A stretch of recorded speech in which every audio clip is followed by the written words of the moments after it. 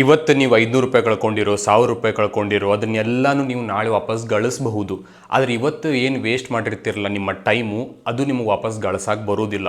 ನೀವು ಎಷ್ಟೇ hard work ಮಾಡ್ತೀನಿ ಅಂತ ಹೇಳ್ರಿ, ಎಷ್ಟೇ ಕನ್ಸಿಸ್ಟೆಂಟಾಗಿ ಅದ್ರ ಸಂಬಂಧ ವರ್ಕ್ ಮಾಡ್ತೀನಿ ಅಂತ ಹೇಳ್ರಿ, 1 ಸೆಕೆಂಡು ನಿಮ್ಮದು ವಾಪಸ್ ಬರುವುದಿಲ್ಲ.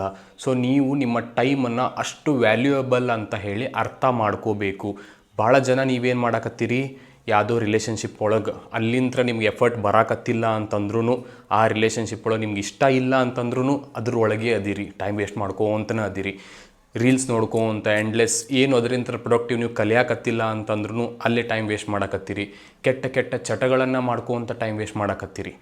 ಈಗ ನೀವು ಟೈಮ್ ವೇಸ್ಟ್ ಮಾಡತ್ತಿರಲ್ಲ, ಅದ್ರದ್ದು ಇಂಪಾರ್ಟೆನ್ಸ್ ನಿಮಗೆ ಗೊತ್ತಾಗಂಗಿಲ್ಲ. ಬಟ್ ಇನ್ನೂ 1-2 ವರ್ಷ 3 ವರ್ಷ ಆದ ಕೂಡಲೇ ನಿಮ್ಮ ತಲೆ ಮೇಳೆಗೆ ಯಾವಾಗ ರೆಸ್ಪಾನ್ಸಿಬಿಲಿಟೀಸ್ ಅಂತ ಬರ್ತಾವಲ್ಲ, ಅವಾಗ ನಿಮ್ಗೆ ಅರ್ಥ ಆಗ್ತೈತಿ, ನಾನು ಅವಾಗನೇ ಇದನ್ನು ಮಾಡಬೇಕಾಗಿತ್ತು, ಇಲ್ಲ ಈ ಎಕ್ಸಾಮಿಗೆ ಪ್ರಿಪೇರ್ ಆಗಿ ಕೊಡಬೇಕಾಗಿತ್ತು, ಒಂದು ಜಾಬನ್ನು ತೊಗೋಬೇಕಾಗಿತ್ತು, ಈ ಸ್ಕಿಲ್ಲನ್ನು ಕಲಿಯಬೇಕಾಗಿತ್ತು ಅಂತ ಹೇಳಿ.